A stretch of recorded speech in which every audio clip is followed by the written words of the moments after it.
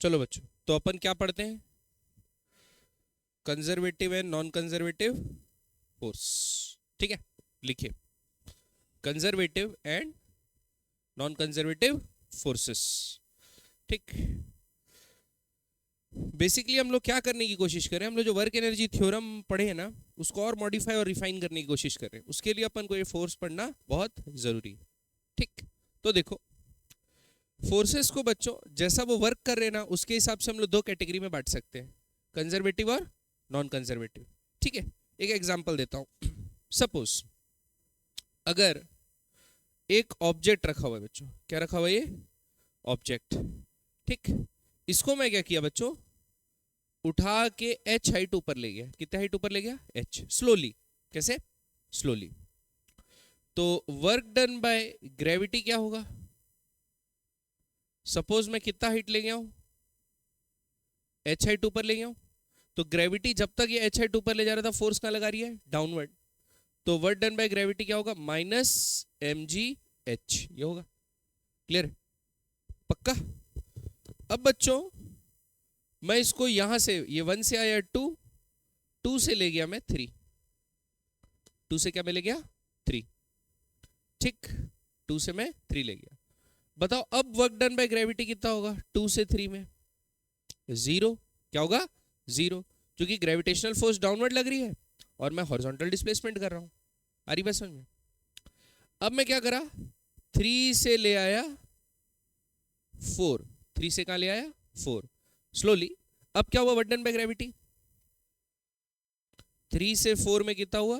Plus mgh, क्योंकि gravitational downward force लगाएगी और डिस्प्लेसमेंट भी कहां हुआ? डाउनवर्ड। अब मैं ले गया 4 से कहां? 1। अब कहां ले गया? 4 से 1। 4 से 1 ले गया तो वर्क डन क्या होगा? वापस से 0। तो अगर मैं 1 से ले गया, घुमा फिरा के वापस इसको कहां पे ले आया? 1 पे ले आया। वापस कहां पे ले आया? 1 पे ले आया। तो टोटल वर्क डन क्या हुआ साइकिल का? बाय ग्रेविटेशनल फोर्स, और कोई फोर्स नहीं है, बाय दूसरी फोर्स वर्क की होगी, अपने को नहीं पता। ग्रेविटेशनल फोर्स के द्वारा वर्क डन क्या है? 0 इन अ साइकिल। तो ऐसी फोर्सेस जिसमें अगर मैं इनिशियल पोजीशन से चालू करके घुमा फिरा के वापस इनिशियल पोजीशन ले आऊं और work done in a cycle क्या हो? 0, तो ऐसी फोर्स को क्या बोलेंगे? Conservative force. क्या बोलेंगे? Conservative force. ये जो फोर्स होती है बच्चों, वो होती है इंडिपेंडेंट ऑफ पाथ। क्या होती है? Independent of path. ठीक, यानी ऐसे नहीं कि एकदम ही इंडिपेंडेंट, वर्क तो पाथ डिपेंडेंट फंक्शन ही है, लेकिन ऐसे इंडिपेंडेंट कि अगर बच्चों आप क्या कर रहे हो, एच हाइट ऊपर ले जा रहे हो। क्या ले जा रहे हो? एच हाइट ऊपर ले जा रहे हो, सपोज ग्रेविटी के अलोंग, ग्रेविटी के अगेंस्ट या अलोंग। ठीक है, तो आप उसको सीधा ले जाओ या टेढ़ा ले जाओ या स्टेप्स में ले जाओ, उससे कोई फर्क पड़ता नहीं है भाई। तीनों ही केस में, इस पाथ में भी, इस पाथ में भी, इस पाथ में भी, वर्क डन कितना होगा? Minus mgh। क्लियर बात? हर केस में वर्क डन क्या होगा? Minus mgh। तो वर्क डन क्या हो? Path independent. आप कोई सा भी पाथ फॉलो करो एक से दूसरे पॉइंट जाने के लिए, वर्क डन क्या है? सेम। वो डिपेंड करेगी इनिशियल और फाइनल पोजीशन क्या है। ठीक है, तो ऐसे फोर्सेस के द्वारा जो वर्क डन होता है, तो ऐसी फोर्सेस को बोलते हैं कंजर्वेटिव फोर्सेस। तो एक छोटा सा लाइन लिख लेते हैं, लिखो, when work done in a cycle by a force is 0, then the force is called conservative. तो नॉन कंजर्वेटिव क्या होगा? Work done not equal to 0 होगा, work done not equal to 0 होगा, तो उसको क्या बोलेंगे? Non conservative force. ठीक है, तो बच्चों हम लोग नॉन कंजर्वेटिव फोर्स भी डिफाइन कर सकते हैं, तो क्या लिखेंगे? When work done in a cycle by a force is non-zero, then it is termed as non-conservative force. ठीक, अब अपन लोग कितनी सारी फोर्सेस पढ़े, बहुत सारी फोर्सेस पढ़े बच्चों, एनएलएम चैप्टर में बहुत सारी पढ़े, इसमें भी खूब सारी फोर्सेस कारण वर्क डन देखे। अब ये सोचते हैं कि किसके कारण वर्क डन कंजर्वेटिव था, किसके कारण वर्क डन नॉन कंजर्वेटिव था। ठीक है, तो बच्चों जैसे कंजर्वेटिव है, कंजर्वेटिव, तो कंजर्वेटिव कौन कौन सा वर्क डन आ रहा था? पहला तो ग्रेविटी लिख देता हूं, ग्रेविटेशनल फोर्स। ग्रेविटेशनल फोर्स क्या होता है हमेशा बच्चों? कंजर्वेटिव। अब ग्रेविटेशनल फोर्स कंजर्वेटिव है, जितने भी नेचुरल फोर्सेस हैं, जितने भी नेचुरल, 4 नॉन कॉन्टैक्ट फोर्सेस है बच्चों दुनिया में, कौन कौन से? Electrostatic, sorry electromagnetic, gravitational, weak nuclear force और स्ट्रॉन्ग न्यूक्लियर फोर्स। सब के सब क्या होंगे? कंजर्वेटिव इन नेचर होंगे। ठीक है, दूसरा स्प्रिंग फोर्स। दूसरा क्या है बच्चों? Spring force. क्योंकि आप स्प्रिंग फोर्स का फॉर्मूला देखें ना, work done half minus half के एक्स फाइनल का स्क्वायर माइनस एक्स इनिशियल का स्क्वायर। तो फाइनल और इनिशियल पोजीशन पे डिपेंड करता है, पाथ कैसे ले जाओ उस पर डिपेंड नहीं करता। तो आप बोल सकते हैं स्प्रिंग फोर्स भी कैसा है? Conservative force. क्लियर बात? स्प्रिंग फोर्स से कंजर्वेटिव फोर्स है। ठीक है, तो ये दो मुख्य फोर्सेस है बच्चों जो इस चैप्टर में हम लोग को डील करना पड़ेगा, जो कि क्या हो? कंजर्वेटिव। और इसके साथ लिख लो other natural forces, other natural forces. Clear है? तो इसको क्या लिखेंगे अपन? कंजर्वेटिव नेचर के होंगे। ठीक है, अब दूसरे तरफ क्या लिखते हैं बच्चों? Non conservative. क्या लिखते हैं? Non conservative. ठीक है, तो नॉन कंजर्वेटिव फोर्स में सबसे बड़ा कल्प्रिट तो हमारा रहेगा बच्चों फ्रिक्शन। क्या रहेगा? फ्रिक्शन। जितनी भी विस्कस फोर्सेस रहती है ना, चाहे एयर रेजिस्टेंस हो, चाहे कोई भी रेजिस्टेंस हो, वाटर रेजिस्टेंस हो, ड्रैग फोर्स, ये सब जो फोर्सेस है वो कैसी रहती है? फ्रिक्शन। ये रहती है नेगेटिव नेचर की। ऐसा सोचो, एक नॉर्मल एग्जांपल दे रहा हूं। मैं अगर हाथ ऐसा रखा बोर्ड पे, और बोर्ड पे हाथ रखने के बाद बोर्ड को इधर ले गया मिटाने के लिए, तो मेरे हाथ और बोर्ड के बीच में काइनेटिक फ्रिक्शन लग रहा है। तो वर्क डन बाय फ्रिक्शन क्या होगा? पॉजिटिव की नेगेटिव? नेगेटिव होगा, मोशन को अपोज कर रहा है। अब मैं वापस ले आया हाथ, अब क्या होगा वर्क डन? अभी भी नेगेटिव का ना, अभी भी फ्रिक्शन अपोज करेगा। फ्रिक्शन तो हमेशा क्या करता है? अपोज करता है। तो इधर जाते समय भी नेगेटिव वर्क हुआ, वापस आते समय भी नेगेटिव वर्क हुआ, तो साइकिल में total work done negative negative add हो गए। आ रही बात समझ में? तो नॉन कंजर्वेटिव फोर्सेस हमेशा एनर्जी खाती हैं बच्चों, एनर्जी बढ़ाती। बात समझ आ रही? उनका एनर्जी लेन देन में हमेशा खाने का काम होता है, लेने देने का देने का काम होता नहीं। अरे भाई, एनर्जी रिजर्व को खत्म करती है, एनर्जी रिजर्व को खत्म करती है। बात समझ में आएगी नहीं? पक्का क्लियर है बात? लेकिन ग्रेविटी का ऐसा नहीं है, ऊपर आप वर्क डन कर दो अगेंस्ट ग्रेविटी, तो जितना आप वर्क करें वो एनर्जी बन के स्टोर हो गया, छोड़ दोगे तो वापस अपने आप आ जाएगा। बात समझ में आएगी नहीं? फिर वो वर्क कर देगी। क्लियर है बात? लेकिन नॉन कंजर्वेटिव ऐसा नहीं है कि फ्रिक्शन में पीछे खींच के ले गया, अब छोड़ दिया तो वापस फ्रिक्शन उसको बोल देगा मैं वापस छोड़ देता हूं, ऐसा नहीं है, वो हमेशा एनर्जी खाएगा। क्लियर है बात? पक्का? तो समझ में आया कंजर्वेटिव फोर्स और नॉन कंजर्वेटिव फोर्स। तो बच्चों हम लोग अपना वर्क एनर्जी थ्योरम को मॉडिफाई कर सकते हैं। कैसे मॉडिफाई कर सकते हैं? ऐसा था ना, टोटल वर्क डन बराबर चेंज इन काइनेटिक एनर्जी। तो हम लोग वर्क डन को क्या लिख सकते हैं? Work done by conservative forces plus work done by non conservative forces बराबर क्या होगा बच्चों? Change in kinetic energy. ये बात समझ में आएगी नहीं? पक्का?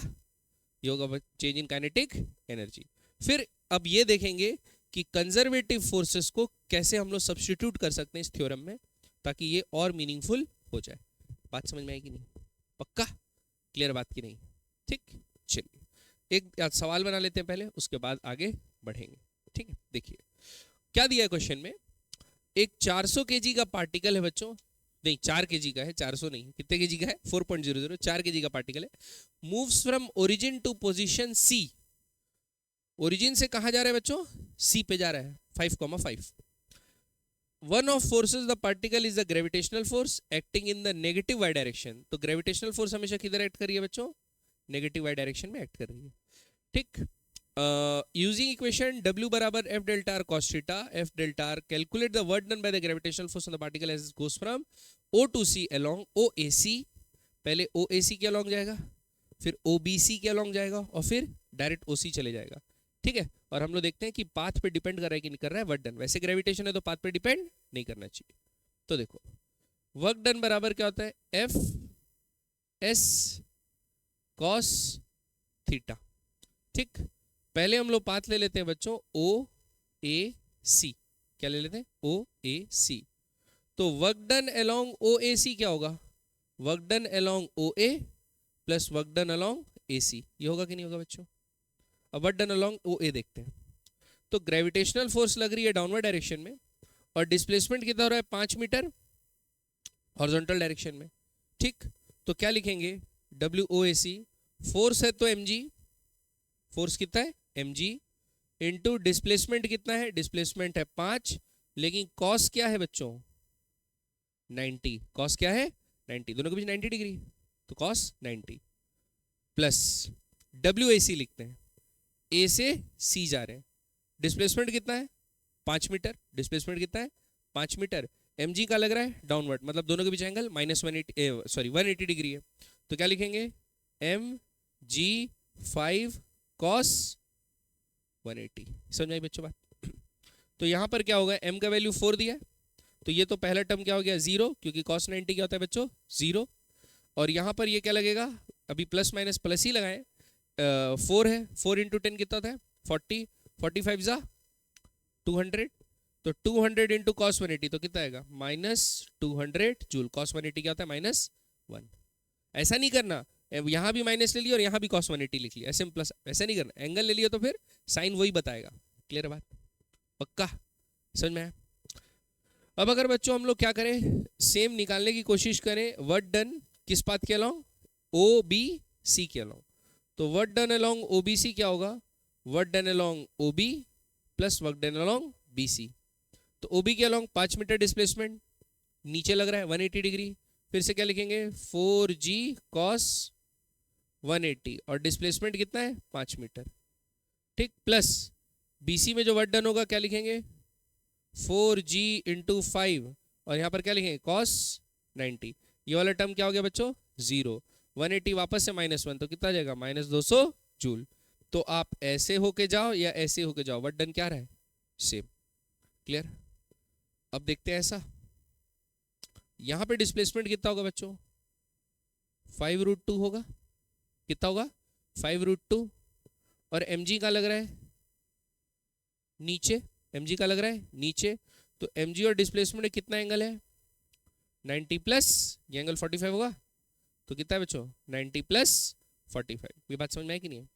तो अपन क्या करते हैं, वर्क डन डायरेक्ट ओसी के अलॉन्ग निकालते हैं, mg into displacement into cos क्या 90 प्लस 45, कॉस 90 प्लस 45 साइन 45। लेकिन सेकंड क्वाड्रेंट में कॉस क्या होता है नेगेटिव, तो आ जाएगा -4g 5√2 इंटू 1/√2, तो कितना आएगा बच्चों -200 जूल।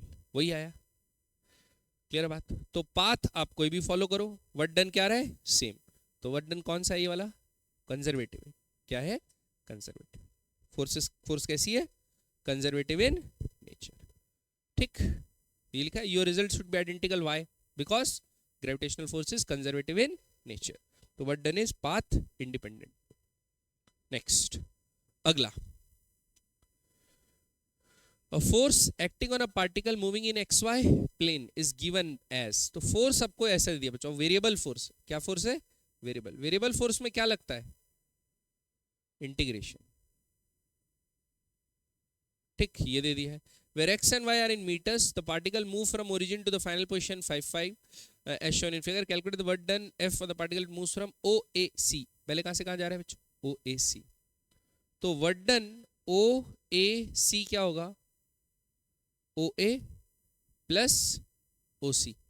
ठीक, तो OA में डिस्प्लेसमेंट किधर हो रहा है, डिस्प्लेसमेंट किधर हो रहा है बताओ ना, है ना, x के अलाउ। डिस्प्लेसमेंट किधर हो रहा है x के अलाउ। तो क्या जो वर्टिकल कंपोनेंट फोर्स का है कोई भी वर्क कर रहा होगा, सिर्फ हमको कौन सा वर्क डन लेना है हॉरिजॉन्टल। कौन सा वर्क डन लेना है बच्चों हॉरिजॉन्टल। हॉरिजॉन्टल फोर्स कौन सा है 2y, तो क्या लिखेंगे 2y इंटू dx। क्या लिखेंगे बच्चों 2y इंटू dx। ये समझ में आया ना, फोर्स इंटू छोटा सा डिस्प्लेसमेंट। क्यों dx इंटू किए, क्योंकि ये वेरिएबल फोर्स है। कैसा फोर्स है? वेरिएबल। तो ये किए। अब इसको इंटीग्रेट करना है। एक्स में कहां से कहां तक जा रहे हैं बच्चों? 0 से लेके 5 तक। ये बात समझ में आएगी नहीं? प्लस उसके बाद बच्चों हम लोग ए से कहां जाएंगे? सी। जब ए से सी जाएंगे तो किस डायरेक्शन में जा रहे हैं? वाई डायरेक्शन में। तो फोर्स कौन सा लेंगे? वाई वाला। तो एक्स स्क्वायर, तो क्या लिखेंगे? X square D y. इसका इंटीग्रेशन, वाई कहां से कहां तक जा रहा है? ठीक, अभी घबराना मत, अभी घबराना मत। जब बच्चों हम लोग एक्स के अलोंग चल रहे हैं तो वाई का कोऑर्डिनेट चेंज हो रहा है क्या? इस पाथ में, इसमें तो होगा, इस पाथ में चेंज हो रहा है क्या? नहीं हो रहा ना चेंज। अब अगर इस पाथ में चेंज नहीं हो रहा तो हम लोग क्या बोल सकते हैं? हम लोग ऐसा बोल सकते हैं कि ये जो पाथ है, जैसे ऐसा चल रहे हैं, वाई का वैल्यू 0 लेके सॉल्व कर सकते हैं इंटीग्रेशन। भाई जब हम लोग ये वाला वर्ड डन कर रहे हैं तो वाई का वैल्यू क्या है उस समय? 0। वाई का वैल्यू क्या है? 0। तो यहाँ पर वाई की जगह 0 डाल दो, वाई की जगह डाल दो 0, तो फोर्स क्या हो जाएगा? 0। तो वर्ड डन क्या हो जाएगा? समझ में आया कि नहीं? जब ऐसा चल रहे हैं ओ से तो फोर्स क्या लग रहा है? 0, क्योंकि y बराबर 0 में x डायरेक्शन में फोर्स क्या हो जाएगा? 0। 5 में। उसके बाद x बराबर कहां पहुंच गए? 5। x बराबर कहां पहुंच गए? 5। और x बराबर 5 जब 0 से c तक जा रहे हैं तब तक कांस्टेंट है कि नहीं है? चेंज हो रहा है क्या? नहीं। तो ये x क्या है? कांस्टेंट। 5 का स्क्वायर 25। तो 25 को बाहर ले लेते हैं। dy का इंटीग्रेशन क्या होता है बच्चों? y अपर लिमिट माइनस लोअर लिमिट। 25 पंचे, तो टोटल वर्क डन कितना हुआ पाथ ओ ए सी में? 125। समझ में आया कि नहीं आया? पक्का? अब चलते हैं बच्चों पाथ ओबीसी। कौन सा पाथ? ओबीसी। ये वाला पाथ चलते हैं। तो मैं लिखता हूं वर्क डन ओबीसी में होगा वर्क डन ओबी प्लस वर्क डन बीसी। ठीक है। अब ओबी में हम लोग किस डायरेक्शन में चल रहे हैं? वाई डायरेक्शन में। फोर्स कौन सा लेंगे? वाई डायरेक्शन वाला। वाई डायरेक्शन वाला फोर्स क्या है? X square. तो लिखते हैं एक्स स्क्वायर डी वाई का इंटीग्रेशन, वाई जाएगा 0 से लेके 5, ठीक, plus integration of 2y dx, x जाएगा 0 से लेके, सॉरी हाँ सही, 0 से लेके 5। ठीक है, बात समझ में? अब बताओ जब O से B जा रहे हैं तो x कोऑर्डिनेट क्या है? 0, चेंज नहीं हो रहा ना, 0 ही है। तो x कोऑर्डिनेट हमेशा 0 ही है, तो ये वाला टर्म क्या हो गया? 0 x। और जब हम लोग यहां चल रहे हैं तो y बराबर क्या है? 5 फिक्स है, y बराबर 5 चेंज हो रहा है, तो ये कांस्टेंट हो गया ना। 5 2 जब 10 बाहर ले लेता हूं, dx का क्या होता है बच्चों? x अपर लिमिट माइनस लोअर लिमिट। क्या आया? 50 जूल। कितना आया? देखो इनिशियल और फाइनल पोजीशन तो सेम है, लेकिन पाथ अलग अलग फॉलो किए। वर्क डन सेम आ रहा है क्या? वर्क डन सेम नहीं आ रहा है। वर्क डन सेम नहीं आ रहा मतलब ये कौन सी फोर्स होगी? Non conservative force. ठीक है, अब लास्ट वाला निकाल लेते हैं। क्या निकाल लेते हैं बच्चों? ओसी। लास्ट वाला निकाल लेते हैं क्या? ओसी। ठीक, तो बच्चों हम लोग इस लाइन के अलोंग बढ़ रहे हैं, इस लाइन के अलोंग बढ़ रहे हैं, और फोर्स भी कुछ ना कुछ लग रहा है। फोर्स भी क्या लग रहा है? कुछ ना कुछ लग रहा है। अब थोड़ा इंटीग्रेशन करना टफ होगा। क्यों इंटीग्रेशन करना टफ होगा? क्योंकि दोनों वेरिएबल हैं। क्या है भाई? ये भी वेरिएबल है, ये भी वेरिएबल है। भाई अब ऐसे चल रहे थे तो क्या हो रहा था? एक्स कांस्टेंट था। ऐसे चल रहे थे तो क्या था? वाई कांस्टेंट था। लेकिन अब ऐसे चल रहे हैं तो एक्स भी चेंज हो रहा है और वाई भी चेंज हो रहा है, एक्स भी चेंज हो रहा है और वाई भी चेंज हो रहा है। तो अब हम लोग को क्या जाएगी? दिक्कत। क्या जाएगी? दिक्कत। तो क्या करते हैं, देखो ऐसे लिखते हैं, इसको मिटाओ। ठीक, देखो फोर्स कितना लग रहा है? क्या क्या था? क्या क्या क्या क्या? X square D Y, sorry 2y plus X square J, ये लग रहा है फोर्स। ठीक है, अब सपोज मैं डिस्प्लेसमेंट बोल देता हूं। x में dx जा रहे हैं, y में dy जा रहे हैं, तो डिस्प्लेसमेंट को ऐसे लिख सकता हूं dxi प्लस dyj, ऐसे लिख सकता हूं। पक्का? dxi प्लस dyj ऐसे लिख सकता हूं। अब डॉट प्रोडक्ट करने से क्या आएगा? छोटा सा वर्डन। तो छोटा सा वर्डन क्या आया बच्चों? 2y dx plus X square dy। ये आया कि नहीं आया? अब इंटीग्रेशन करना। क्या करना है बच्चों? इंटीग्रेशन।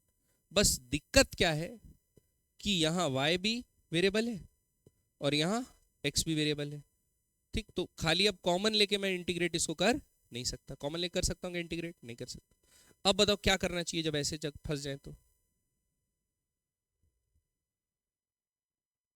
सब्स्टिट्यूशन। क्या करना चाहिए बच्चों? सब्स्टिट्यूशन। क्या मैं ऐसा लिख सकता हूं कि अगर मैं सीधा चल रहा हूं, कैसे चल रहा हूं बच्चों? सीधा, ऐसे मान के चलो मैं सीधा चल रहा हूं ऐसे इस डायरेक्शन में, तो मेरा जो डिस्प्लेसमेंट है वो कभी भी क्या होगा? इस पाथ के अलॉन्ग ही होगा। तो मैं x गया और इधर क्या आया? y आया। आया। तो ये बोल सकता हूं ना बच्चों tan 45, क्योंकि एंगल 45 है ना, tan 45 बराबर y बाय एक्स बोल सकता हूं। तो tan 45 बराबर y बाय एक्स है, तो y बराबर क्या है? x। हमेशा ये तो है ना, y और x क्या है? सेम। ये समझ में आया कि नहीं आया? तो लाइन का इक्वेशन देख के जिस पाथ लगे वो एक इक्वेशन लिखना है। तो x ट्रेजेक्ट्री, तो x और y में क्या आ गया बच्चों? एक रिलेशनशिप। ये समझ में आया कि नहीं आया? तो बच्चों क्या करोगे जब आप y को डिफरेंशिएट करो x के टर्म्स में कर लो, तो क्या लिखोगे इसको? 2x dx, y की जगह x डाल दिए, प्लस इसको क्या लिखोगे? y square dy। अब x में कहां से कहां था लिमिट? 0 से 5। y में कहां से कहां तक? 0 से 5। 2x का क्या होता है? 2x स्क्वायर बाय 2, तो x x कट जाएगा, क्या आएगा? x स्क्वायर 0 से 5। y का क्या होता है बच्चों? 1/3 y क्यूब, और कहां तक लिमिट? 0 से लेके 5। बात समझ में? अब लिमिट डाल दो और सॉल्व कर दो और खत्म। तो 5 x का स्क्वायर 25, तो आया 25 प्लस 1/3 तो बाहर आ जाएगा, 5 का क्यूब 5 5 जा 25, 5 जा 125, तो कितना जाएगा बच्चों? 125। ठीक, 3 से जा रहा है? नहीं जा रहा, तो इधर करेंगे 25 तिया 75, 75 प्लस ये 200। समझ में आया? तो इस पाथ से वर्क डन क्या आया? अलग। हाँ, लेकिन ये सीखे ना ये कैसे निकाले ऐसे वाला। जब वैसा तो नॉर्मल है सोचना कि एक बार x कांस्टेंट है तो कांस्टेंट को बाहर ले लिए, और जो कांस्टेंट वैल्यू था वो अलग ले लिया। y कांस्टेंट था तो उसको बाहर ले लिए, जो y का वैल्यू था वो डाल दिए। ये तो ये समझ में आएगी नहीं है? लेकिन लेकिन लेकिन जब अगर आप क्या करेंगे, जब आपका दोनों ही वेरिएबल होगा, x के x चेंज हो रहा है तो y भी चेंज हो रहा है, ये भी वेरिएबल आ गया, तब इसको बाहर ले नहीं सकते, तो y को x के टर्म्स में निकालने की कोशिश करेंगे, और ट्रेजेक्टरी वगैरह जो भी चीज दिया उससे निकालने की कोशिश करेंगे। बात समझ में? बढ़े आगे। तो ये कैसा फोर्स है? Non conservative force. तो चेक करने का तरीका समझ में आ गया, कंजर्वेटिव नॉन कंजर्वेटिव फोर्स। अगर आपको क्वेश्चन में दिया है कि चेक करके बताइए कंजर्वेटिव है कि नॉन कंजर्वेटिव है, तो क्या करोगे? समझ गए? पाथ चल दोगे, कोई भी एक पॉइंट कॉमन लेके चल के देख लेना कि वहां तक ऐसे जा रहा हूं, x कांस्टेंट रख के फिर y कांस्टेंट रखा हूं, y कांस्टेंट रख के फिर x कांस्टेंट रखा हूं, या डायरेक्ट जा रहा हूं, दोनों पाथ में क्या आएगा? वर्डन अलग। तो क्या होगा? वो नॉन कंजर्वेटिव। ठीक है, बढ़े आगे बच्चों। नेक्स्ट, अगला। अब लिखिए बच्चों पोटेंशियल एनर्जी। क्या लिखे? Potential energy. ठीक, अब काइनेटिक एनर्जी क्या था? Energy possessed by virtue of motion. कोई भी ऑब्जेक्ट अगर मोशन कर रहा है यानी उसकी स्पीड है, तो उसके पास काइनेटिक एनर्जी होती है। कितनी? Half mv square.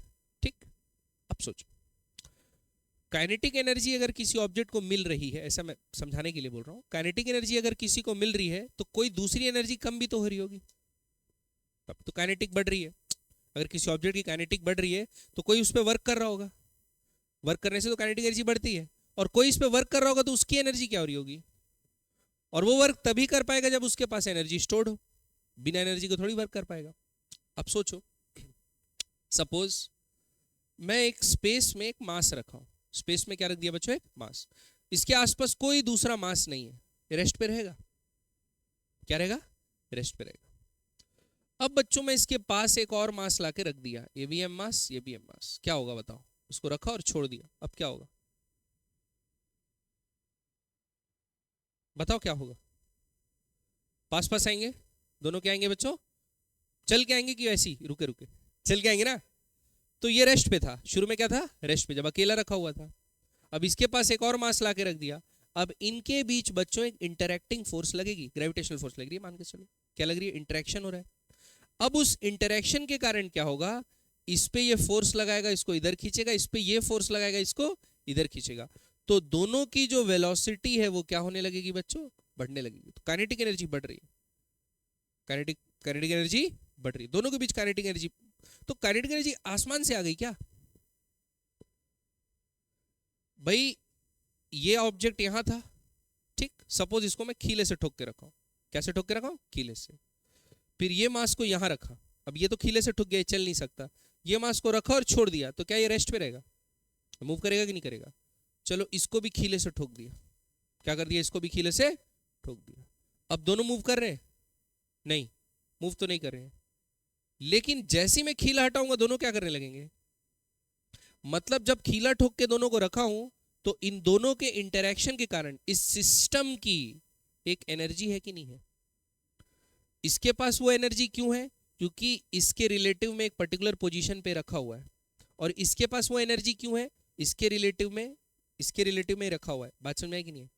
तो दोनों के रिलेटिव पोजीशन के रेस्पेक्ट में एनर्जी अगर स्टोर हो जाए, एनर्जी क्या हो जाए? अगर स्टोर हो जाए या डेवलप हो जाए, तो उस एनर्जी को क्या बोलते हैं? पोटेंशियल एनर्जी, जो कि काइनेटिक में या किसी अदर फॉर्म में कन्वर्ट हो सकती है। बात समझ में आई कि नहीं? पक्का? जैसे बच्चों एक और एग्जांपल देता हूं। अभी ये मास जो है अपने नेचुरल लेंथ पे रखा हुआ है। किस पे रखा हुआ है? नेचुरल लेंथ पे। अभी इसके पास कोई एनर्जी, पोटेंशियल नामक कोई एनर्जी, लेकिन अगर मैं क्या कर दिया, इस मास को कंप्रेस कर दिया बच्चों, स्प्रिंग को क्या कर दिया? कंप्रेस, मास को थोड़ा अंदर ढकेल दिया, स्लोली अंदर ढकेल के। अब इसको पकड़ के रखा हूं, तो इस पोजीशन पे क्योंकि स्प्रिंग कॉइल्ड है, स्प्रिंग क्या है? कॉइल्ड है, कंप्रेस हो गया, तो इस पोजीशन पे इसके पास कुछ ना कुछ एनर्जी स्टोर है कि नहीं? क्योंकि जैसे ही छोड़ूंगा वो काइनेटिक में कन्वर्ट हो जाएगी, ठीक। तो एक पर्टिकुलर पोजीशन पे ऑब्जेक्ट के होने के कारण, आपस में इंटरेक्शन होने के कारण, कि स्प्रिंग के साथ ये इंटरेक्ट करे ना मास, तो उस कारण से इसके पास क्या हो गई? एक पोटेंशियल एनर्जी आ गई। ऐसी एनर्जी को क्या बोलते हैं बच्चों? Potential energy. तो मोशन के कारण जो एनर्जी होती है उसको बोलते हैं काइनेटिक एनर्जी, और पोजीशन के कारण, relative position, other interacting body से कारण जो रिलेटिव पोजीशन होता है उसके कारण क्या बोलते हैं बच्चों? Potential energy. बात समझ में आएगी नहीं? दोनों ही जबरदस्त चीजें हैं। पक्का? तो लिखो, the energy possessed by body by virtue of position, the energy possessed by body by virtue of position, ठीक है। तो बहुत सारी क्या होगी, जैसे वर्चुअल पोजीशन के कारण बहुत टाइप की पोटेंशियल एनर्जी हो सकती है, ठीक है। अगर दो चार्जेस एक दूसरे के आसपास रखें तो उन दोनों के बीच इलेक्ट्रोस्टैटिक फोर्स लगेगा, तो आपस में फोर्स लगा के उन लोग एक दूसरे को मूव कराएंगे, तो उसको बोलेंगे इलेक्ट्रोस्टैटिक पोटेंशियल एनर्जी। अगर स्प्रिंग स्ट्रेच्ड है या कंप्रेस्ड है और उससे मास एक लगा हुआ है, तो उस एनर्जी को बोल देंगे अपन क्या? कंप्रेस्ड स्टेट में या एक्सपेंडेड स्टेट में जितना भी उसका डिफॉर्मेशन हुआ है उस स्टेट में हम लोग क्या बोल देंगे? इसके पास कौन सी एनर्जी है? कौन सी है? Elastic potential energy. कौन सी energy?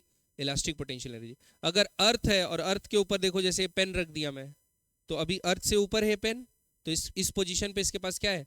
Potential energy, gravitational potential energy बोलेंगे। क्यों? क्योंकि अभी मैं इसको अगर छोड़ूंगा तो अर्थ इसको अपने तरफ खींचेगा। आ रही बात समझ में? ये अर्थ को भी खींच रहा है, लेकिन अर्थ का मास बहुत बड़ा है तो उसका एक्सेलरेशन नहीं हो रहा, ठीक है।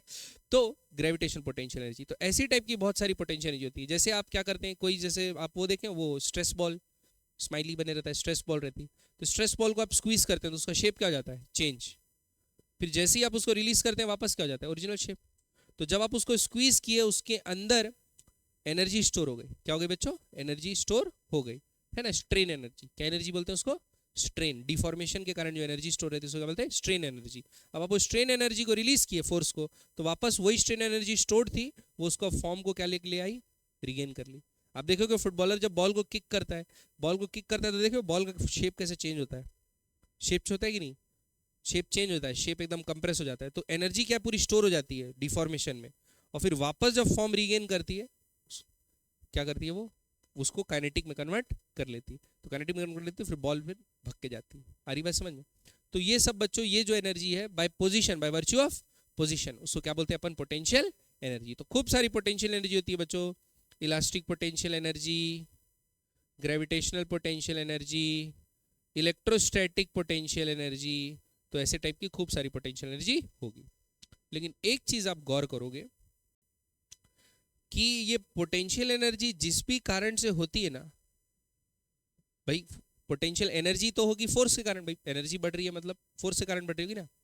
तो ये सब पोटेंशियल एनर्जी ना सिर्फ कंजर्वेटिव फोर्सेस के कारण करे गए वर्क के कारण ही स्टोर होती है। कंजर्वेटिव फोर्स जब वर्क करता है ना तभी एनर्जी स्टोर होती है। आप खुद सोचो कि अगर आप ग्रेविटी के अगेंस्ट वर्क किए तो आप जितना वर्क किए ग्रेविटी के अगेंस्ट, या मैं ऐसे बोल सकता हूं इस ग्रेविटी ने जितना वर्क किया, इस ग्रेविटी ने जितना वर्क किया नेगेटिव में, उतना ही पॉजिटिव में एनर्जी इसमें स्टोर हो जाती है। बात समझ में आई कि नहीं? जैसे अगर ग्रेविटी ने अभी जैसे इसको नीचे से मैं ऊपर उठाया तो वर्क कितना किया ग्रेविटी ने, -mgh, तो इसकी पोटेंशियल एनर्जी अभी कितनी है, चेंज इन पोटेंशियल एनर्जी यहां से लेके यहां तक कितनी आई, +mgh, कितनी आएगी, +mgh। बात समझ में आई कि नहीं? तो कंजर्वेटिव फोर्सेस के कारण तो वर्क डन होता है, मैं उसको डायरेक्टली क्या लिख सकता हूं, minus change in potential energy लिख सकता हूं। कंजर्वेटिव फोर्स जो वर्क करते हैं उसका अपोजिट कर दो और वही क्या होता है, चेंज इन पोटेंशियल एनर्जी। अगर कंजर्वेटिव, अगर वर्क डन सपोज पॉजिटिव कर रहा है कंजर्वेटिव फोर्स, सपोज ये ऊपर से क्या आ रहा है नीचे, तो अभी कंजर्वेटिव फोर्स क्या कर रहा है, पॉजिटिव वर्क डन, तो इसकी पोटेंशियल एनर्जी बढ़ी कि कम हुई, कम हुई। बात समझ में आ रही कि नहीं आ रही? पक्का क्लियर है? तो आप क्या बोल सकते हैं बच्चों, आप एक चीज ये बोल सकते हैं कि work done by conservative force is minus change in potential energy. ये है बच्चों वेरी वेरी इंपॉर्टेंट। क्या बोल सकते हैं, very very important, work done by conservative force is minus of change in potential energy. Clear है बात? अब हम वापस आते हैं बच्चों वर्क एनर्जी थ्योरम पे। किस पे? वर्क एनर्जी थ्योरम पे। अभी मॉडिफाई करके कैसे लिखे थे, work by conservative force, work done by non conservative force बराबर चेंज इन काइनेटिक एनर्जी लिखे थे। अब बच्चों कंजर्वेटिव फोर्स की जगह क्या लिख सकते हो, minus change in potential energy plus work done by non conservative force is equals to change in kinetic energy. तो इस minus change in potential energy को इस तरफ भेजूंगा तो क्या हो जाएगा, work done by non conservative force is equals to change in kinetic energy plus change in potential energy. समझ में आया कि नहीं आया? तो हम लोग जब अभी वर्क एनर्जी थ्योरम लगा रहे थे तो वर्क डन बाय सब निकालते थे, work done by spring force, work done by gravitation, work done by electrostatic force, length fun. अब वो सब निकालने की जरूरत नहीं, हमको बस पोटेंशियल एनर्जी में चेंज निकालना पड़ेगा। स्प्रिंग नेचुरल लेंथ पे था, उसको x कंप्रेस कर दिए तो उसके अंदर कितना वर्क डन किया जो स्प्रिंग वो स्टोर हो जाएगा, तो हाफ के एक्स स्क्वायर पोटेंशियल एनर्जी हो जाएगा। तो हम लोग बस हाफ के एक्स स्क्वायर इधर जोड़ देंगे, बढ़ गया तो पॉजिटिव और घट रहा है तो चेंज है ना, चेंज, बढ़ रहा है तो पॉजिटिव, घट रहा है तो नेगेटिव। वैसी काइनेटिक एनर्जी भी बढ़ रहा है तो पॉजिटिव, घट रहा है तो नेगेटिव। खत्म बात, क्लियर बात? और एक खूबसूरत चीज, अगर कोई भी नॉन कंजर्वेटिव फोर्स नहीं लग रहा, फ्रिक्शन, एयर रेजिस्टेंस, धागे के कारण जो फ्रिक्शन लगता है, पुली फ्रिक्शन, ये सब एब्सेंट है बोल दिया। क्या बोल दिया? ये सब एब्सेंट है। तो वर्क डन में नॉन कंजर्वेटिव फोर्स क्या होगा? तो अगर कोई नॉन कंजर्वेटिव फोर्स नहीं है, if no non conservative force x, तो हम क्या बोल सकते हैं, work done by non conservative force 0। फिर क्या होगा बच्चों, change in kinetic plus change in potential बराबर 0। ये होगा कि नहीं होगा? और काइनेटिक में चेंज क्या क्या लिख सकते हो, के फाइनल माइनस के initial plus P final minus P initial बराबर 0। इनिशियल इनिशियल वाले दोनों माइनस है, उसको उधर भेज दो, तो ऐसा लिख सकते हो, final kinetic energy plus final potential energy is equals to initial kinetic energy plus initial potential energy. इसी को क्या बोलते हैं बच्चों, conservation of mechanical energy. Potential kinetic दोनों मैकेनिकल एनर्जी होती है। नॉन कंजर्वेटिव फोर्स अगर वर्क डन नहीं कर रही है तो आप क्या लगा सकते हो, कंजर्वेशन ऑफ मैकेनिकल एनर्जी। इसको ग्रेविटेशन चैप्टर में और इलेक्ट्रोस्टैटिक चैप्टर में और पूरे दुनिया जहान के चैप्टर में सब जगह हम लोग क्या करेंगे, लगाएंगे। यही बंद हो गया है। अब ऊपर वाले से दुआ है बस कैमरा बंद मत हुआ हो। बात समझ में आएगी नहीं है बच्चों? पक्का समझ में नहीं है?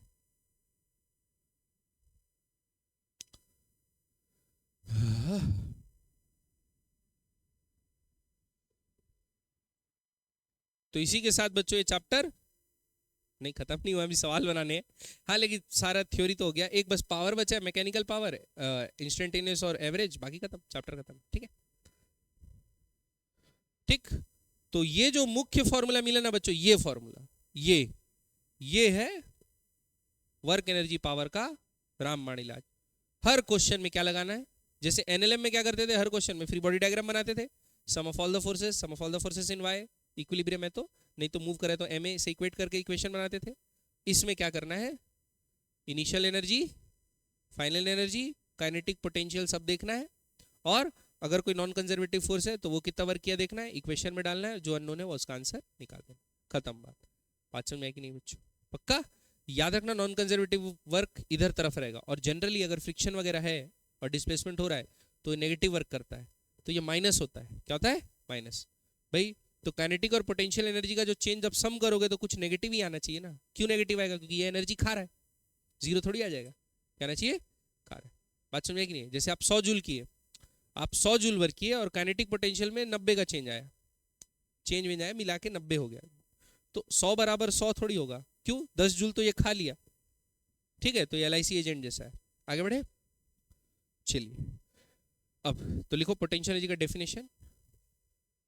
It is defined as ability of doing work by a conservative force, it arises from the configuration of system और position of the particle in the system. और कंजर्वेटिव फोर्सेस के कारण ही जो वर्क डन होता है उसी को क्या बोलते हैं बच्चों?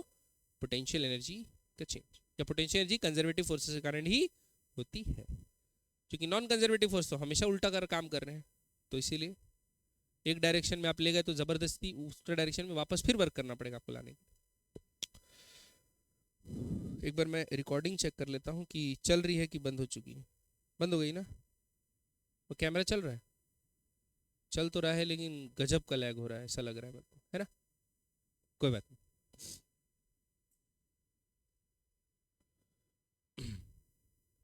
ठीक लिया बच्चों, समझ में?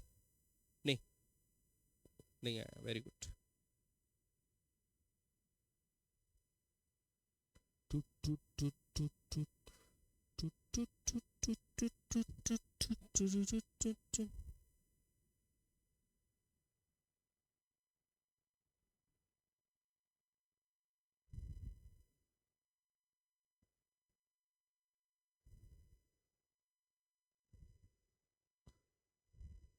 समझ गया पोटेंशियल एनर्जी और पोटेंशियल एनर्जी का रिलेशनशिप कंजर्वेटिव वर्क के कारण, और कंजर्वेटिव फोर्स का मतलब, और कंजर्वेटिव फोर्सेस के साथ साथ वर्क एनर्जी थ्योरम का नया फॉर्म। और अगर नॉन कंजर्वेटिव फोर्सेस का वर्क डन जीरो हो तो कंजर्वेशन इन मैकेनिकल एनर्जी। अब इसी से रिलेटेड अपने को सवाल बनाते जाना है, ठीक है?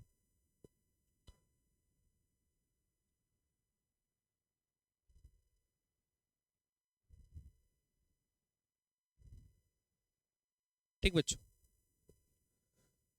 एक फॉर्मूला और लिखवा देता हूं, इसको भी इंपॉर्टेंट याद रखना।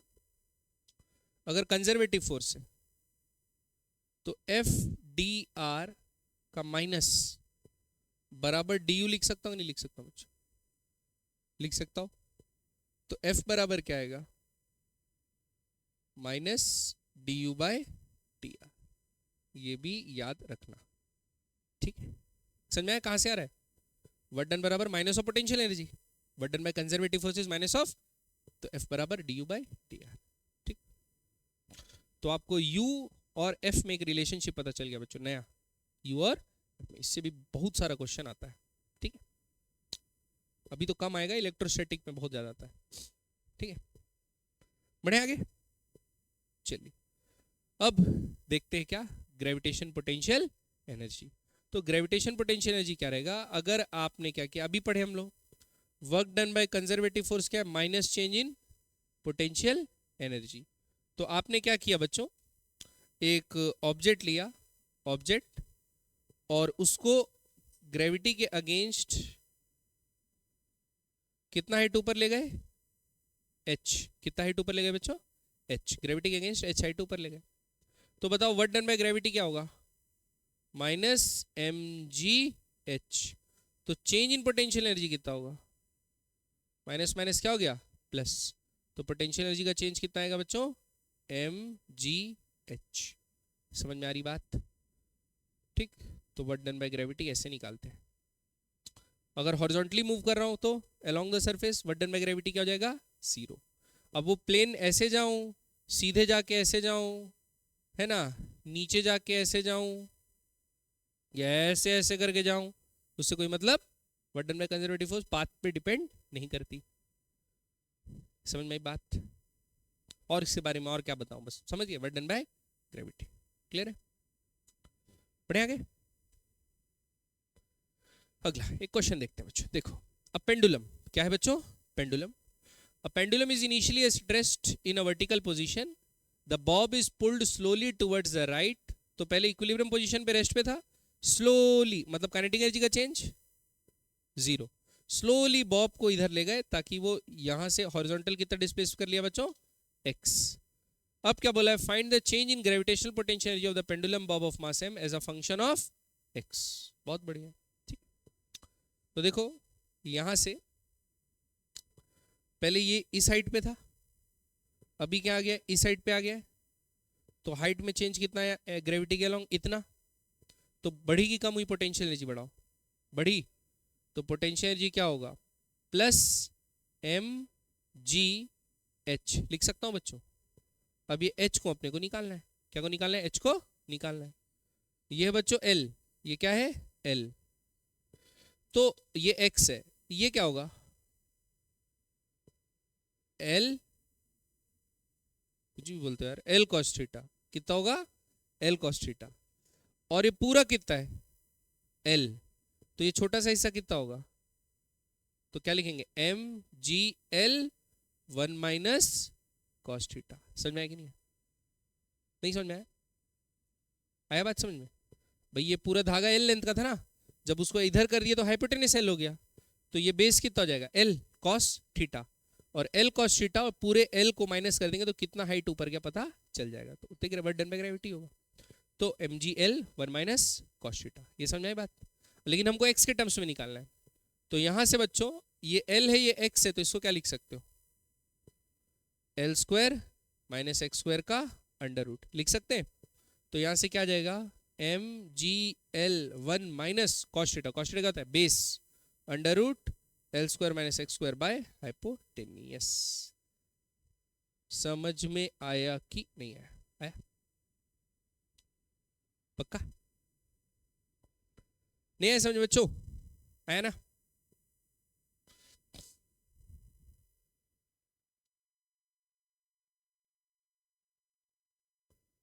बढ़े आगे?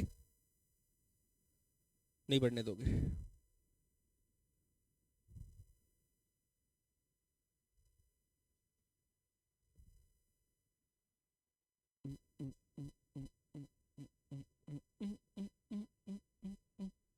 देखिए बच्चों, एक यूनिफॉर्म रॉड है, कितने मास का? m, और लेंथ क्या है? l, is held vertically applied on the horizontal surface as shown in figure. Assuming zero potential energy at the base of the rod, determine the potential energy of the rod. तो बोला अभी इस rod का potential energy क्या है बताइए? Base पे rod का क्या है पोटेंशियल एनर्जी? जीरो, मास टिका हुआ है। ऊपर जाएंगे तो ऊपर वाले मास का पोटेंशियल एनर्जी होगा ना, क्योंकि वो h हाइट ऊपर है। ठीक, तो अपन क्या करते हैं, हम लोग बोलते हैं देखो यहां से यहां गाते हैं कितने डिस्टेंस? x। कितने डिस्टेंस गए बच्चों? x। और यहां पर एक छोटा सा रॉड का टुकड़ा ले लेते हैं, कितने लेंथ का? dx लेंथ का, जिसका मास क्या रहेगा बच्चों? dm। अब ये dm मास जमीन से कितने हाइट पे? x। तो इसका छोटा सा पोटेंशियल एनर्जी कितना होगा? dm g x। ये समझ में आया कि नहीं है? mgx होगा, dmgx। तो हमको तो सब एलिमेंट का निकालना है ना, तो इंटीग्रेट करना पड़ेगा टोटल निकालने के लिए। ठीक, अब dm क्या होगा ये निकालते हैं। तो बच्चों m मास जो था वो यूनिफॉर्मली पूरे l लेंथ में डिस्ट्रीब्यूटेड था, तो पर यूनिट लेंथ मास क्या होगा? m by l। तो छोटा सा जो dm टुकड़ा है dx लेंथ का, डेंसिटी में मास पर यूनिट लेंथ में उसकी लेंथ को क्या कर दो तो आ जाएगा dm। बात समझ में आई कि नहीं? ऐसा तो कई बार कर चुके हैं। तो अब इसको रख देते हैं, तो du बराबर क्या आएगा बच्चों? Capital M by l ji x D x. समझ में आया कि नहीं आया? आया? अब x को डिफरेंशिएट करना है dx के रेस्पेक्ट में। x कहां से कहां तक जाएगा? यहां से यहां तक जाएगा, तो क्या लिखेंगे? 0 से l। तो टोटल वर्क डन आ जाएगा, वर्क डन बराबर, वर्क डन या सॉरी क्या पोटेंशियल एनर्जी बराबर U बराबर ये आएगा m/L/g, x²/2 लिमिट रखेंगे तो क्या आ जाएगा L²/2, तो L से L कट गया, क्या आया बच्चों mgL/2। नहीं समझ में क्या है mgL/2, ठीक पक्का। तो अगर मान लो रॉड को झटका लगा और वो गिर गया, जमीन में गिर गया, जमीन में अगर गिर गया, सपोज ऐसा बोला है कि रॉड को एक झटका लगा और रॉड क्या कर रहा है जमीन पे से गिर गया, तो अब पोटेंशियल एनर्जी सब पॉइंट जमीन पे आ गया, तो सबका पोटेंशियल एनर्जी क्या हो जाएगा 0। तो मैं क्या बोलूंगा पोटेंशियल एनर्जी में चेंज कितना आया mgL/2 का, कितना -mgL/2। बात समझ में आई कि नहीं, पक्का कम हो गया पोटेंशियल एनर्जी। ठीक है, ऐसा नहीं बोलूंगा कि L लेंथ का रॉड है तो mgL का चेंज आ गया, mgL/2 सेंटर ऑफ मास पे पूरा मास कंसंट्रेटेड है L/2 हाइट पे, वैसा बाद में खैर सेंटर ऑफ मास तो कॉन्सेप्ट पढ़ेंगे। ये समझ में आ गया, आगे बढ़े बच्चों। नेक्स्ट अगला बोला है बच्चों आपको, देखो अ plate of mass m length b and breadth a is initially lying on the floor with length parallel to the floor and breadth perpendicular, find the work done on erecting, work done on, तो जितना भी potential energy में change आएगा उतना ही क्या करना पड़ेगा बच्चों, वर्क डन करना पड़ेगा। अच्छा अब यहां पर एक बात मेरी ध्यान देना, work done by conservative force होता है minus change in potential energy, और उस चेंज करने के लिए अगर वर्क डन बाय आपको एक्सटर्नल फोर्स पूरा है, वो डायरेक्ट क्या होगा चेंज इन पोटेंशियल एनर्जी। आप सपोज ये पेन रखा हुआ है, पेन को स्लोली मैं ऊपर ले जा रहा हूं, तो work done by gravity negative है कि नहीं नेगेटिव, तो पोटेंशियल एनर्जी बढ़ रहा है, इसलिए मैं बोला minus of D you is work done by conservative force. लेकिन मैं क्या कर रहा हूं, मैं वर्क डन क्या कर रहा हूं एक्सटर्नल पॉजिटिव कर रहा हूं ना भाई, स्लोली इसको ऊपर ले जाने के लिए, तो मैं तो वर्क डन पॉजिटिव कर रहा हूं, तो पोटेंशियल एनर्जी जितना मैं वर्क करूंगा वही इसके अंदर पोटेंशियल एनर्जी बन के स्टोर होगा। बात समझ में कि नहीं। तो अगर एक्सटर्नल फोर्स पूछा है तो माइनस डी यू नहीं लिखना है, क्या लिखना है direct D U final minus initial.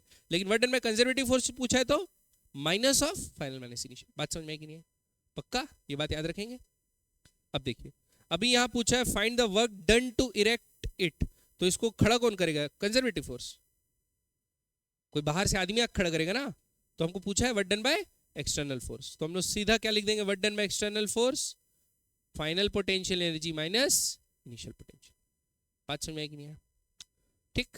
अभी पिछला क्वेश्चन बनाने से समझ में आया, अगर एक यूनिफॉर्म ऑब्जेक्ट है, क्या ऑब्जेक्ट है बच्चों यूनिफॉर्म, तो उसका पोटेंशियल एनर्जी कहां पे होता है कि पूरा मास उसके ज्योमेट्रिक सेंटर पे या सेंटर ऑफ मास पे कंसंट्रेटेड है, और वो जो जमीन से हाइट होती है वो उसकी पोटेंशियल एनर्जी होती है। तो इसका ज्योमेट्रिकल सेंटर कहां होगा, यहां होगा, जमीन से कितने हाइट पे a/2, और पूरा मास क्या है m।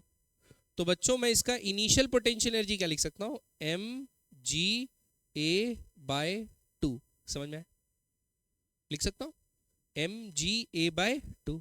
जब इसको इरेक्ट कर दिया तो इसका सेंटर कहां पहुंच जाएगा, यहां पहुंच जाएगा सेंटर ऑफ मास। अब ये जमीन से कितने हाइट पे रहेगा b/2, तो इसकी फाइनल पोटेंशियल एनर्जी कितनी है mgB/2, बीच में क्या आएगा माइनस, तो mg/2 को क्या लेते हैं कांस्टेंट, क्या बचेगा बच्चों b माइनस। ध्यान देना ये मैं किसके साथ कर रहा हूं, ज्योमेट्रिकल जो सिमेट्रिकल है उनके साथ, ठीक, क्योंकि उनका geometric centre he centre of mass होता है, ठीक है। अब ऐसा करके आपका एक सेमी सर्कल रखे रहेगा, उसको ऐसे से ऐसा रख दिए तो मत करना ये सब काम आप लोग प्लीज, ठीक है, क्योंकि ये नॉन यूनिफॉर्मली डिस्ट्रीब्यूटेड मास है, तो उसका सेंटर ऑफ मास का पोजीशन सेंटर पे नहीं होता। हाँ अगर रिंग होता है तो कर सकते हैं, क्लियर बात, ठीक है। तो नॉन यूनिफॉर्म शेप्स के साथ ऐसा मत करना जो मैं किया हूं, उसको फिर सेंटर ऑफ मास निकालना पड़ेगा इंटीग्रेट करके, ओके, वो बाद में देखेंगे। ये समझ में आया कि नहीं है बच्चों, डायरेक्ट आंसर आ गया, क्लियर। तो वर्क डन बाय अगर बोलता ग्रेविटी तो क्या लिखते हैं माइनस mg/2 b माइनस ए।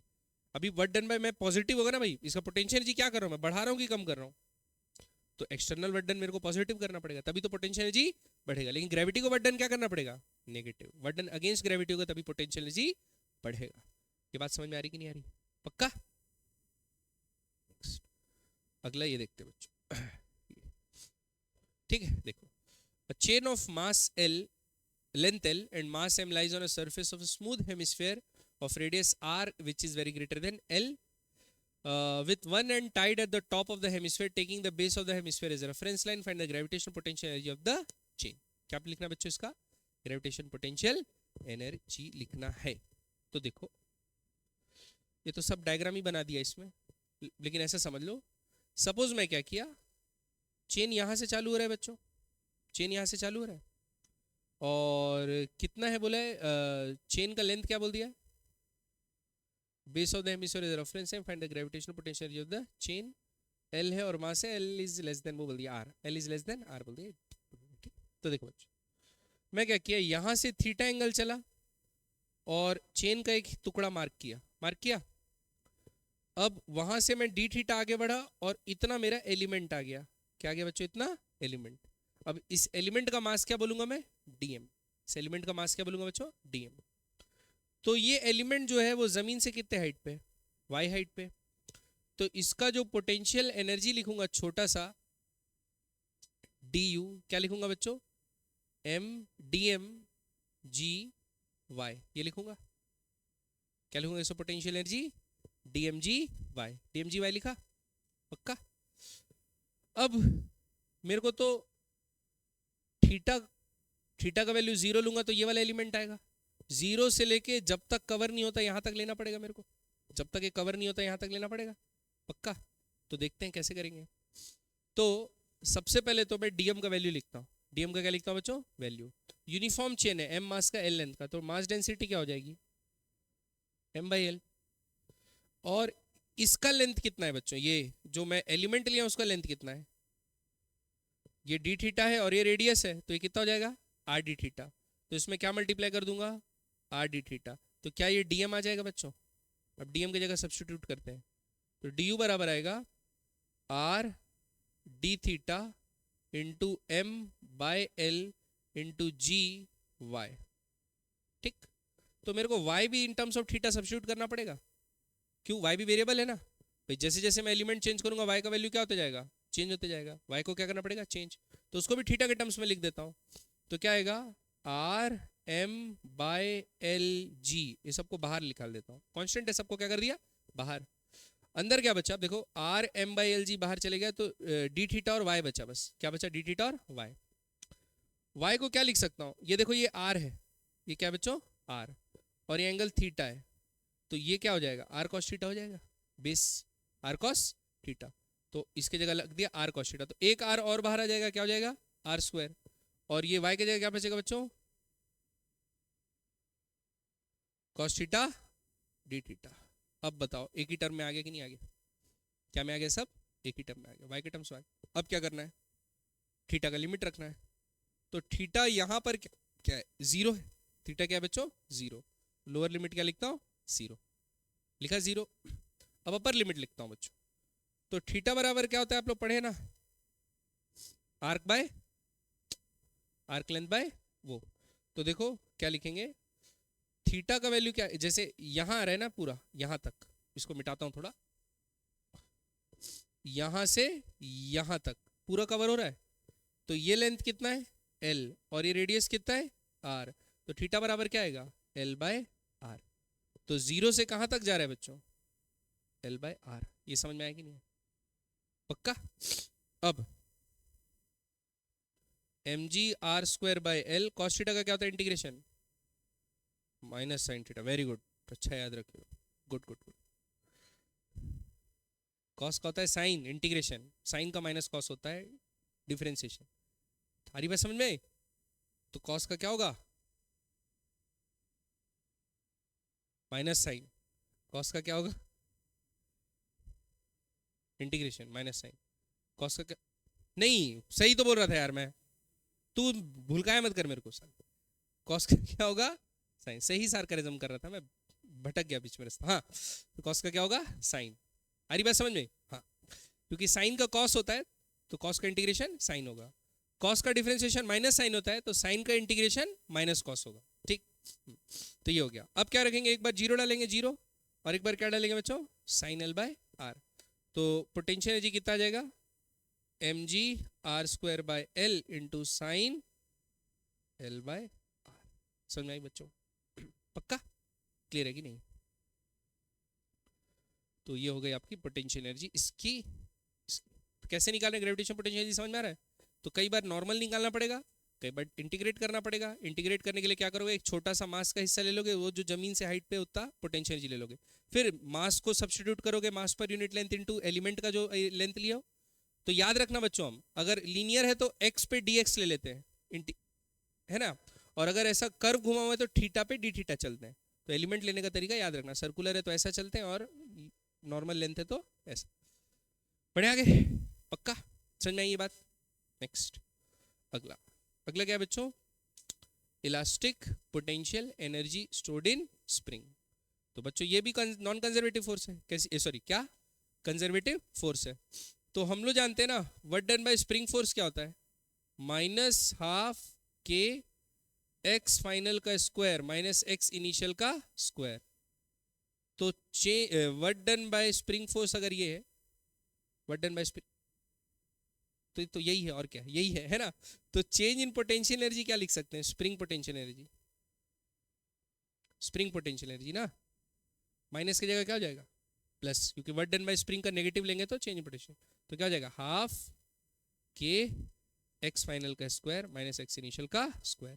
तो ये क्या हो गई बच्चों, energy stored in spring. Clear है? स्प्रिंग नेगेटिव वर्क करता है तो एनर्जी स्टोर क्या होती है, पॉजिटिव।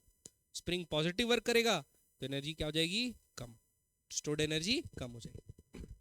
बात समझ में आई कि नहीं? पक्का? बढ़े आगे, नेक्स्ट। अरे भाई साहब, चेंज इन पोटेंशियल एनर्जी क्या होता है, बहुत बढ़िया डिफिकल्ट चीज, फाइनल माइनस, ठीक है। अगला, conservative force held function is given by, बहुत बढ़िया, F बराबर क्या बच्चों, K by R square, where K is a constant. Determine the potential energy as a function at R is equals to R0. Also determine the potential energy as R equal to infinity. बहुत बढ़िया, कोई बात नहीं है बच्चों। Minus d u बराबर क्या है, एफ टी आर। सब बच्चे जानते कि नहीं जानते? माइनस डी यू बराबर क्या है, एफ डी आर। तो माइनस डी यू बराबर K by r square d r, ये लिख सकता हूं। तो अगर potential energy as a function of r निकालना है तो मेरे को क्या करना पड़ेगा, इंटीग्रेशन। तो माइनस डी यू का इंटीग्रेशन करूंगा तो आ जाएगा माइनस डेल्टा यू, क्या जाएगा बच्चों, माइनस डी यू का integration, delta final potential energy minus initial potential energy आएगा। डी यू का यू होगा, you final minus u initial, change in potential energy. ये बराबर आएगा, के बाहर आएगा कांस्टेंट, 1/r स्क्वायर का क्या होता है बच्चों, -1/r, क्या होता है, -1/r। तो माइनस बाहर ले लो, अंदर क्या ले लो, 1/r। ठीक, अब लिमिट देखते हैं, क्या देखते हैं बच्चों, limit. Conservative force held function is ये। अब लिमिट डाल देते हैं, तो लिमिट क्या डाल देते हैं, सपोज 0 पे डालेंगे तो इन्फिनिटी आ जाएगा बच्चों, 0 मत डालो, 0 डालना अच्छी बात। तो पहले तो यही निकाल लेते हैं, क्या निकाल लेते हैं, यही। तो चेंज इन पोटेंशियल माइनस के 1/r। क्लियर बात? तो बच्चों अगर आर ये आ गई चेंज इन पोटेंशियल एनर्जी बराबर माइनस के, लेकिन लिमिट तो डालना ही पड़ेगा, लिमिट क्या करना पड़ेगा, डालना ही पड़ेगा। अच्छा बच्चों ऐसा सोच सकते हो ना, जब r टेंड्स टू इन्फिनिटी है तो f क्या है, 0, बोल सकते हो। जब r टेंड्स टू इन्फिनिटी है तो f क्या है, 0। f अगर 0 रहेगा तो क्या मैं u इन्फिनिटी को क्या ले सकता हूं, 0 ले सकता हूं कि नहीं ले सकता? आप लोग बोलोगे तो लूंगा, ले सकता हूं। पोटेंशियल इन्फिनिटी पे क्या होगा, 0, बोल सकता हूं बच्चों, क्योंकि फोर्स 0 होगा।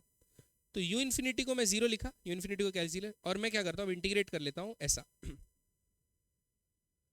ऐसा, ये माइनस माइनस क्या हो गया बच्चों, प्लस। अब लिमिट डाल देता हूं इन्फिनिटी से r, क्या डाल देता हूं मैं, यूनिट इन्फिनिटी से r, और यहां लिख देता हूं u final minus u initial बराबर k 1/r, sorry 1 infinity minus 1/r0, ऐसा लिख देता हूं, है ना, इन्फिनिटी से r0।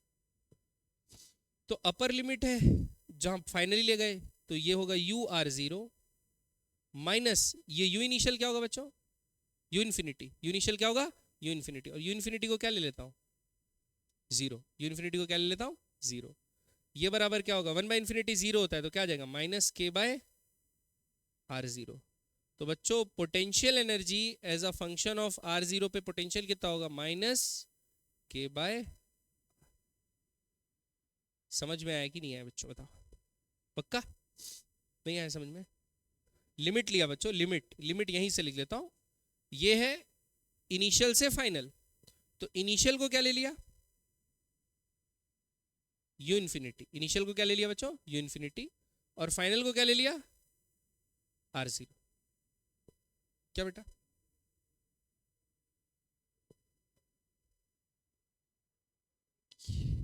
क्या किया मैं,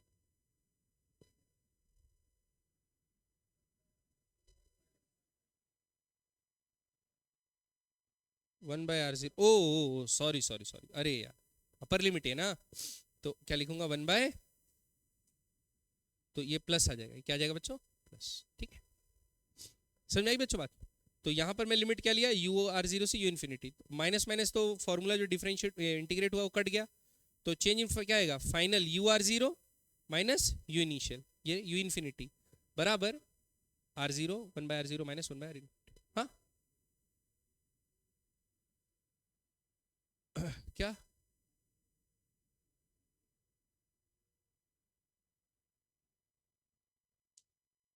अच्छा ये आर जीरो पे जीरो बोला है, इन्फिनिटी पे जीरो बोला नहीं, तो निकाल लेते हैं, कोई बात नहीं, इसको यहां तक समझ में आया, निकाल लेते हैं, निकाल लेते हैं, कोई बात नहीं। देखो यहां तक समझ में आया, अब देखो इसी स्टेप में क्या करेंगे, लिमिट चेंज कर देंगे, क्या चेंज कर देंगे बच्चों, लिमिट।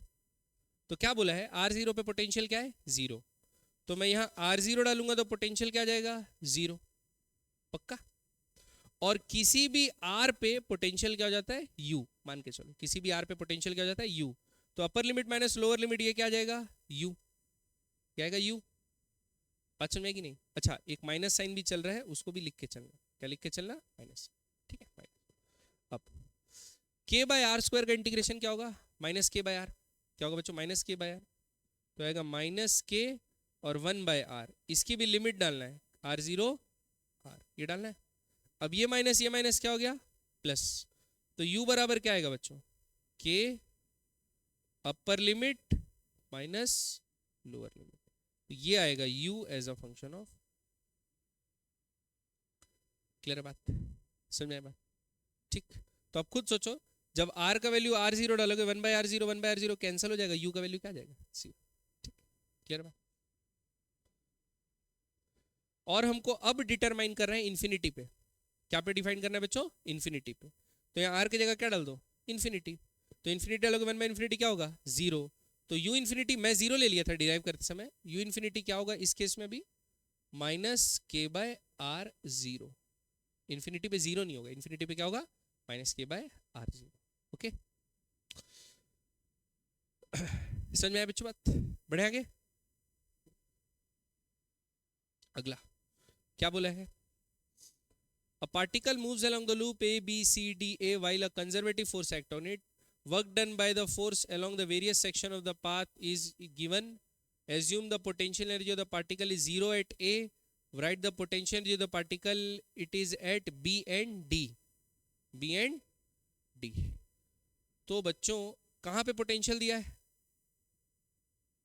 कहीं पे नहीं दिया है, a particle moves along the loop ABCD while a conservative force, हाँ ये बोल दिया कि क्या कर रहा है, कंजर्वेटिव फोर्स एक्ट कर रहा है, तो बच्चों A से B में वर्क डन हुआ, B से C में वर्क डन हुआ, C से D में वर्क डन हुआ, D से A में वर्क डन हुआ, सबका सम क्या होगा, जीरो, सबका सम क्या होगा, जीरो। तो A से B में वर्क डन हुआ -50, B से C में वर्क डन हुआ +25, C से D में वर्क डन हुआ कितना +60, प्लस डी से ए में वर्क डन हुआ वो दिया नहीं है, बराबर जीरो, बराबर क्या हुआ, जीरो।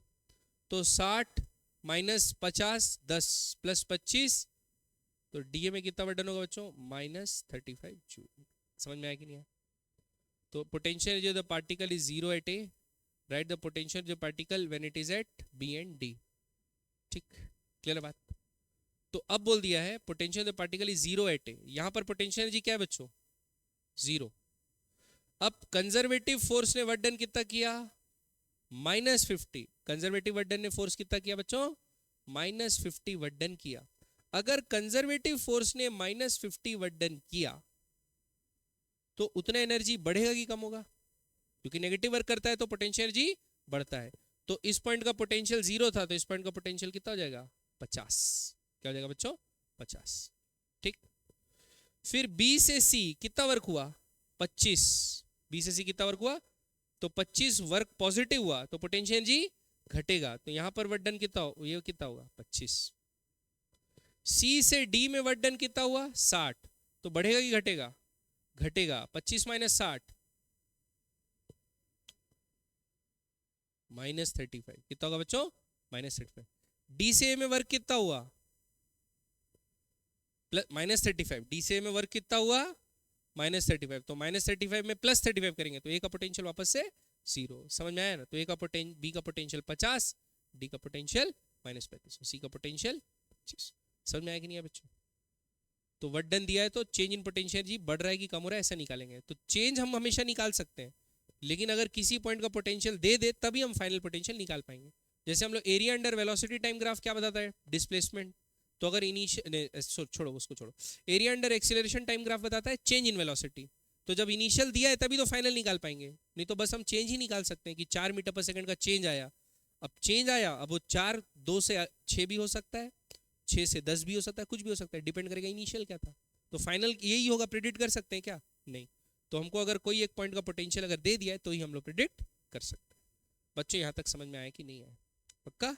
तो ये था आप लोग का क्या, conservation of, sorry, work energy theorem potential energy के साथ वाला। तो अब उसके क्वेश्चन बनाना है हम लोग को, कंजर्वेशन ऑफ मैकेनिकल एनर्जी के क्वेश्चन बनाना है, और उसके बाद पावर पढ़ना है, खत्म। यानी एक क्लास और लगेगी फिर चैप्टर खत्म। ठीक, तो कल पावर पढ़ेंगे बच्चों, मैकेनिकल पावर, और आप लोग का आज का टास्क रहेगा सवाल बनाने का। ओके, यहाँ तक क्लियर है भाई। ये चैप्टर कैसा लगा, सरल लगा कि हार्ड लगा?